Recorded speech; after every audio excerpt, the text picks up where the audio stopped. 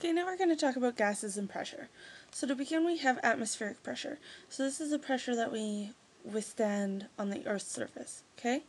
So although gas molecules have very little mass, the Earth's gravitational pull keeps them near the surface of the planet, which creates our atmosphere. Okay? So this is exactly, how we actually have air to breathe. Okay? Pressure is force per unit area, and pressure is exerted in all directions at the same, to the same extent, okay? So, atmospheric pressure is the force that the column of air exerts on a particular area on the Earth's surface, okay? Air is less compressed as the altitude increases, therefore less pressure is exerted. So what this is saying is that as you increase in altitude, you decrease in pressure. Okay, so less pressure is exerted as you move higher in altitude. Okay, measuring pressure. Pascal and Pierre used, which one is that? We have mercury, right? Liquid mercury, to prove that atmospheric pressure decreases with altitude. Okay, so they're inversely related there. The work of Pascal and Pierre and Torricelli all led to the development of the mercury barometer. Now there are several different units used to measure pressure.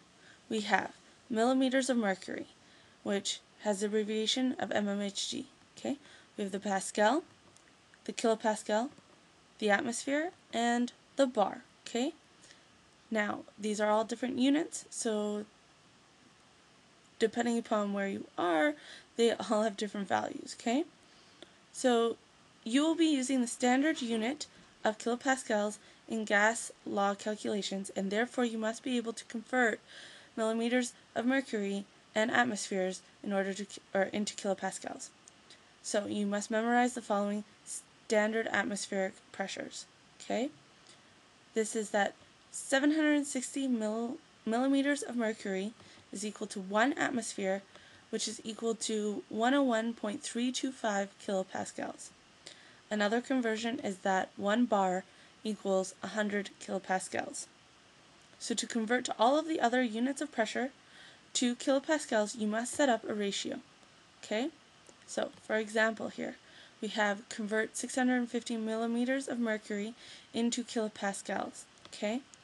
We will put the value that we know a kilopascal is equal to, and we're going to say that whatever it is going to be equal to x, and now we're going to make our ratios of what kilopascals is to millimeters of mercury, okay, which is 760, but we want to find out what x is, which is going to be equal to 650 millimeters of mercury.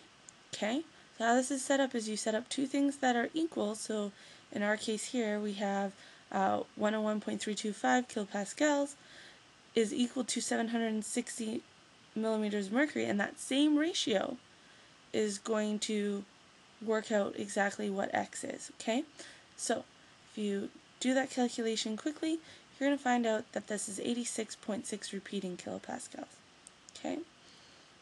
For another example, okay, we're going to look to convert 2.5 atmospheres into kilopascals, okay? We're going to set up the same ratio here, except for we're going to look at 1 atmosphere. So here we're saying 1 atmosphere is equal to 101.325 kilopascals, okay? And that is going to be, and we're trying to find out now how many kilopascals is equal to 2.5 atmospheres, assuming that we have the same ratio. And if you work that out, you're going to get in the neighborhood of 253.3 repeating kilopascals, okay? So what I'd like you to do is to try these. So to convert the pressure into kilopascals, unround it.